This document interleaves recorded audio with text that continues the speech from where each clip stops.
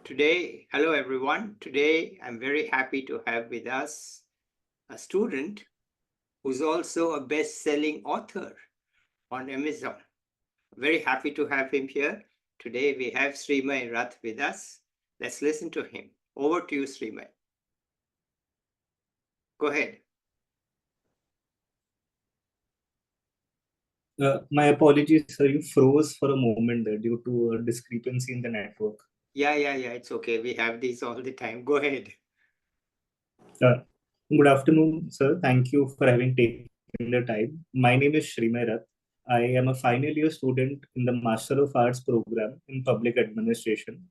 I have a bachelor's degree in English Literature and Psychology from St. Xavier's College, Ahmedabad.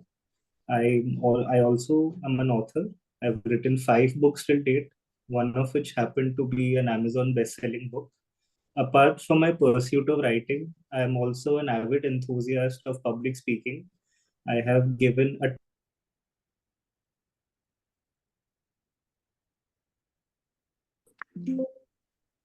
We had an internet glitch, so we had put it on pause. Sreemay, please restart from saying you have a best-selling book on Amazon and tell us what it is. Yes, I have written 5 books, one of which is an Amazon best-selling book. It's titled Poetius. It is a poetry collection of about 60 poems that I had written when I was in the 12th grade. It deals with the human condition of how we often tend to let our problems overcome us, but with an overwhelming sense of fervor, passion, and undeterred determination, we can overcome any obstacle. And that was my attempt at portraying that very human emotion through the way of words. Go ahead. Apart from that, I am also an avid enthusiast of public speaking, in the pursuit of which I have given one TEDx talk in the past. Apart from having participated in multiple national level debate competitions organized by the government of India, I've in fact won the prestigious International English Olympiad in the years 2016 till 18, in which I was not only the district topper but as well as the class topper and amongst the All India rankers as well held in the competition. Wow. I believe that through my dedicated approach towards the discipline of public administration, I can truly bring about rudimentary changes in public administration at the policy level, conducted at the grassroots level. For the past 2 years, post my undergraduation in English and psychology from St. Xavier's College, I also prepared for the UPSC Civil Services examination, in the preparation of which I was introduced to a number of problems that we face here in India, especially in civic administration regarding public speakings, the last mile delivery that often eludes us in the pursuit of implementing important government policies, the fruition of which today has led us to the conclusion of the world's largest democratic exercise here as the Lok Sabha elections are concluding as we speak here in India. And I hope to make a change in whatever way that I can through the ways of public administration and my expertise in the same. So where are you a student of public administration? Which place? Sir, I'm a student of public administration at the Indira Gandhi National Open University. Okay, so that's open university. You can be from anywhere, right? Yes, sir. Yes, sir. Okay, all right. So let's continue. Apart from that, I am of the belief that our society, our country as a whole, we often encounter a number of problems, and we are faced with two basic options. One is to often ruminate about it until the ends of the world, and that will only amplify the problem at hand, or we can act upon it. That would be a short and swift solution to a rather pressing issue. And I've often felt that putting your words to action is a lot better than putting words out in the air, because that in essence helps establish a mantle as a person. When we're often stuck in a line, be it at a local McDonald's or at a metro station, we often complain of how long the line is rather than addressing why the line is so long. Because if we constantly think of the length of the line, we'll be stuck right there. But if we come out with innovative solutions, we'll be able to segregate the busy, not so busy, and the intermediary people who are stuck in the line. And I believe that is a very simple approach to how we can solve many of life's complex problems. Okay. Well, I'm glad you are thinking of solutions and hoping to make some changes in the future. So tell us about the changes you would like to make. One important and pressing issue, sir, is that civic awareness in India is very far and few in between. I happen to reside in Ahmedabad, which is a classic example of how small problems often amplify into creating big problems in the future. Jaywalking here happens to be a very common occurrence when you're driving at about 40 kilometers per hour, which would be about 25 miles in the US. It is a very common occurrence for people to simply cut you across from the middle of the road, either by walking or by another vehicle. That sometimes causes heinous crimes, of which Ahmedabad and cities such as Pune have been in the limelight for. Yeah. My contribution to that would be in order to create awareness, either at the grassroots level via drastic and radical policy changes. One suggestion would be is that for some way for insurance companies to implement this when they take up a policy holder, that if you are found in an accident where your car or you were in violation of a traffic rule, you will not be viable to claim an insurance coverage if you are found in violation of a rule. Because often the society we function in, we act in order because we're afraid of being punished. And our society often relies on a very characteristic that we follow rules as far as they serve our own needs. Because without rules, our society becomes a feudalistic one. I have often felt that people, especially uh, while accessing public amenities such as the Indian Railways, we often complain about why are our toilets so dirty? Why are they stained with bitter gourd, or why are they stained with tobacco? Why do people throw bottles everywhere? Those people also happen to be a part of us, and true change can only happen when we see within ourselves the very essence of why these problems exist. Because even through the notion of simple compound interest, if you're acting at the rate of 0.01% every day, that amplifies into doing something at the end of the year. But if we often act in the negative with each passing day, it takes us nowhere but further away from where we started in the first place. That is what my role would be. That is what I would like to implement at the grassroots level, because these issues, as common as they may seem, often lead to a catatonic reaction where people think of this as a way of life. Jaywalking, moving on the wrong side of the road, not following the speed limit, not implementing indicators when you're taking a turn. These often lead to many accidents which are avoidable in nature.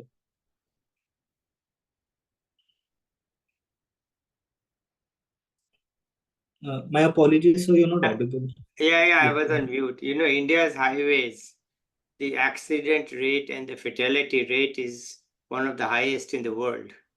You're talking about street level, but in the big city, the speed is not that much. But when you are looking at the highway, India is building highways, and that's good. But if the fatality both accident rate and fatality rate, they are not at all low. It's nothing to be proud of. It's actually very high.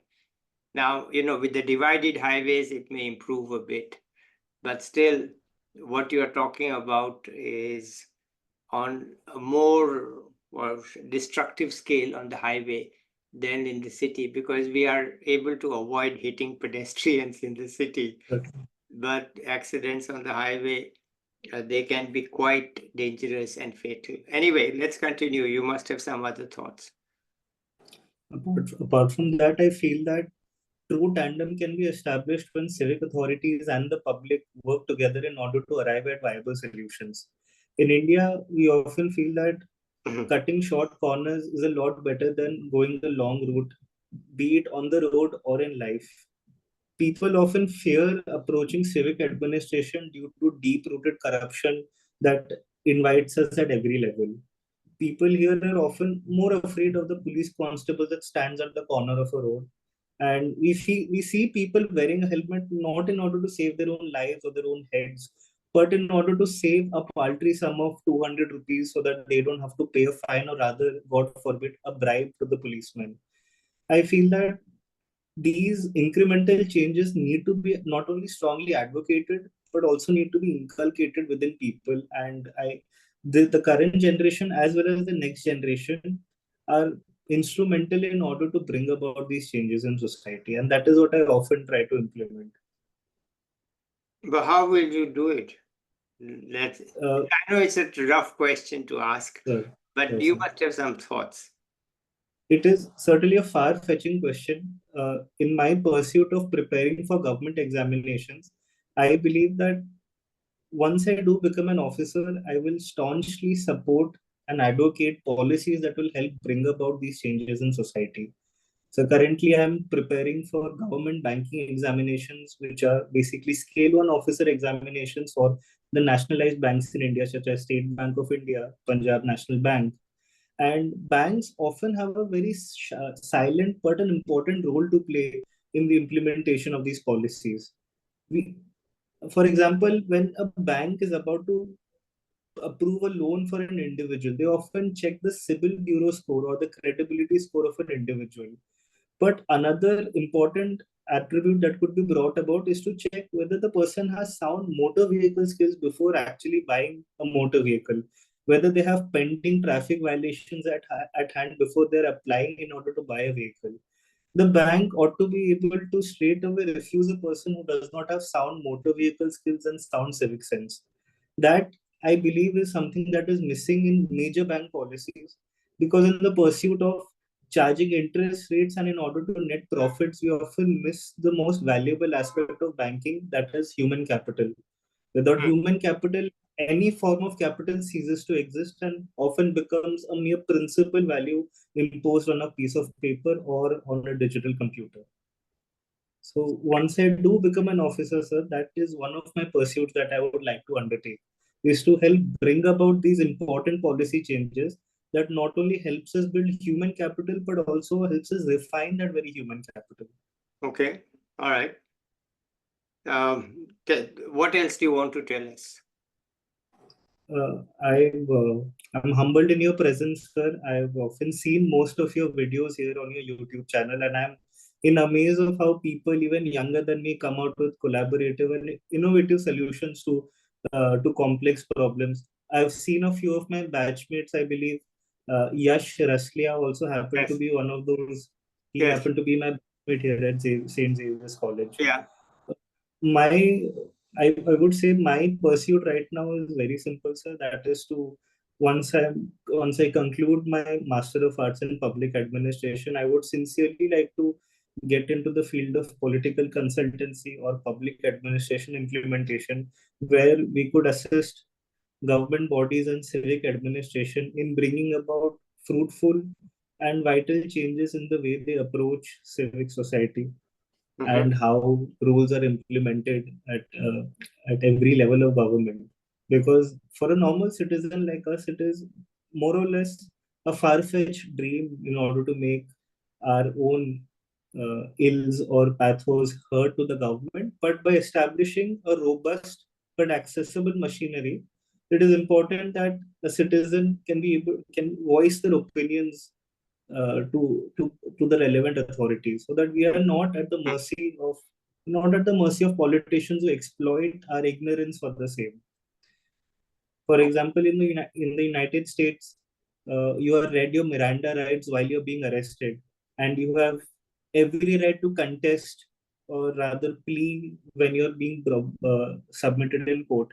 But the same process, when it is followed in India, it is very murky. There's not a proper chain of evidence, or there is not a proper chain of events that are established while you're being brought about into custody, and facts can be more or less maligned or fabricated to serve either party's needs, most of which are in the limelight today.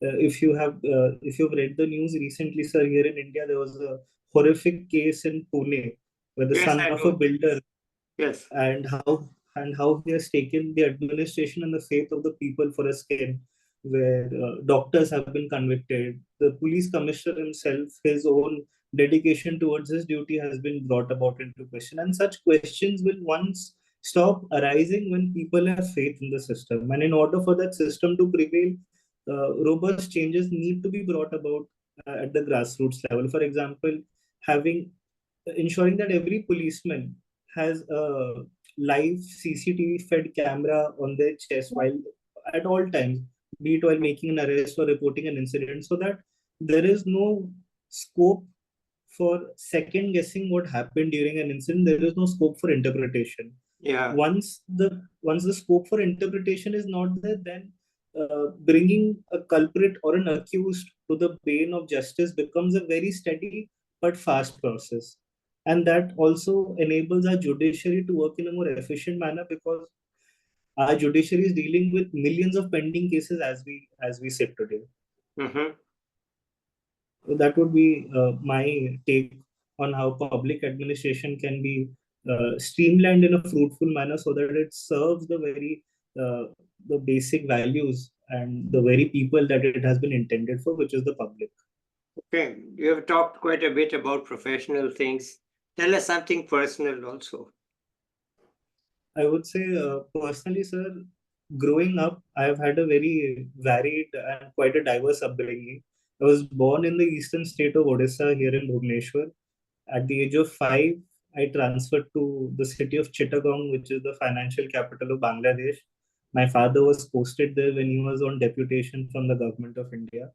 I met quite a diverse set of people there who are actually not very different from how we are here in India.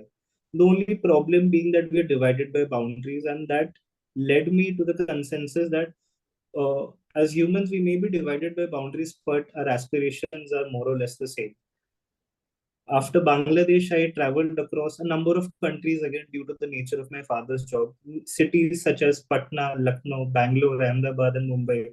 5 cities which are richly contrast with each other, and but they're richly diverse as well. All of this led to my development as a person, where I could appreciate that our differences in a country as diverse as India are often celebrated, that despite our differences, we can come together in order to arrive at viable solutions. It has also given me camaraderie and friendships which today do not hold themselves to a timeline, and that has made me not only wiser but a lot more appreciative of other people's opinions, and how our differences need not necessarily stem from a place of animosity, but our differences need to lead towards solutions which serve not only the place that we belong, but all of humanity as a whole. Okay. For example, in our country, in India, we often sort of talk about dietary restrictions, how a certain animal is not to be had because it offends a certain religion. But then there are parts of our country who consume those very animals not from a place of animosity, but from a place of necessity. For example, in our northeastern states and in southern states such as Kerala, beef happens to be a cheaper commodity to consume than as compared to vegetables. So a poor person is able to afford that in comparison to vegetables, and often that difference is celebrated there. But the same could not be said about in northern India. But if a person sees both sides of those coins and appreciates that these conditions today exist in our society because of a dearth in socio-economic conditions. Yeah. Are you still continuing, or did it freeze? No, sir. I've said my Okay. thoughts. Sir. All right. Wonderful. Where are you located now? Bhubaneswar or Ahmedabad? Ahmedabad, sir. Ahmedabad still. Okay. So are you planning to go back to Odisha, or you're planning to stay on in Ahmedabad? So I hope on staying in Ahmedabad till the end of this year. In the meantime, if I do crack an exam, I've qualified a few prelims of a few government examinations, and if I do make the final cut in which I clear an interview, I would like to move out of Ahmedabad to other pastures such as Bangalore, Mumbai, Delhi, places that are not only richly diverse, but also they're considered melting pots of various civilizations where a person could not only grow, Yeah. but could also help develop their own skill set, which these cities richly help implement. Okay. Tell us about college life in Ahmedabad. You have completely skipped that part, so tell us about it. Unfortunately, sir, half of my college life, as is the same for many, was overcome by COVID. Yeah. I was about to write my final semester examinations for my third semester when COVID struck us. Yeah. The first year and a half of college was very fruitful. Yeah. We understood the nuances of English literature, how Victorian literature was important in not only cultivating resentment, but also creating revolution, the effects Yeah. of which are even present today. Yeah. It was in college where my endearment for public speaking also took new flights. I participated at consecutive national level economics festivals where I happened to win two back-to-back gold medals as well in a youth parliament model event. Yeah. And I happened to chair the same event as well in the next year. Yeah. I made great friends, friends who saw no creed, no caste, no color. They simply became friends based on how you treated each other, for which I consider myself utterly grateful because that friendship has also prolonged after I have graduated from college as well. Okay. The teachers and professors I met in college were not only wise, but they were truly understanding and invited discourse in class where your disagreements and your questions were met with equal enthusiasm, even if they were starkly against what the course material was. Yeah. That is the environment I consider myself truly grateful for, which was inculcated at St. Xavier's College here in Ahmedabad. Wonderful. Okay, that's a big plus for your college. You were very Yes, happy with what happened there. Okay, any tips for young people? I think I'm young myself, sir, but if I had to speak with a 16 or a 17-year-old, I would tell them that it is all right to make mistakes. Our greatest learnings often find their origins in the mistakes that we made. In the Yeah. pursuit of perfectionism, we often tend to overlook progress. Because progress made is progress learned. A clock, even a incorrect clock, is correct 2 times in a single day, and that is what I believe should be the pursuit of our lives. Our lives are, in essence, an experiment of a lifelong learning exercise. I'm sure, so that is why you've also created this initiative where young minds such as ourselves have a platform to not only convey our thoughts but also collaborate in order to ensure that somehow a few years down the line whatever it is that we discuss here finds its footings in being able to create solutions to the problems that we face today. So making mistakes and learning from them and not being afraid to question is what I would suggest people who are younger than me here on your channel, sir. Okay, thank you so much. Let's end it here for today, shall we? Is it okay? Yes, sir. Yes, all sir. right, okay. Yes, sir. So I'll be back with another young person or an expert soon. Till then, bye everybody.